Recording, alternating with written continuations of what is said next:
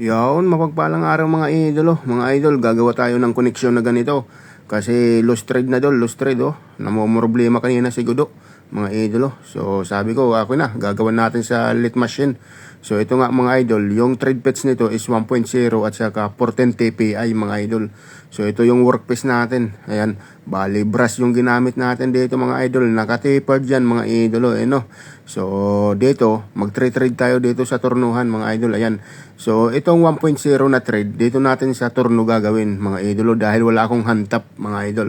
Kaya no choice tayo kung dito sa turnuhan. So dito checkin natin kung nakuha natin yung 1.0. Ayan no. Wala tayong gamit na thread gauge dito, caliper lang oh. Iset mo sa 1mm yung caliper and then itugma mo doon. So kuha 1.0. So ngayon dito naman tayo sa 1/2. Gagamit tayo ng handtap dito mga idolo. So dahil nagmamadali si Gudo, gustong lumabas kasi magsusure live kami kaya handtap na lang mga idol. Total mayroon naman available na 1/2 na handtap mga idol.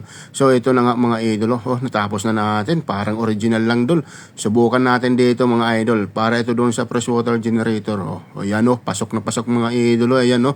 So yung ano naman, yung copper tube kung magkakasya dito sa trinid natin sa lit machine. Oh, kasyang-kasya mga idol. Kuhang-kuha talaga. Batang-bata oh. Walang kawala talaga kay kuya ako yan dol. Basic na basic mga idolo.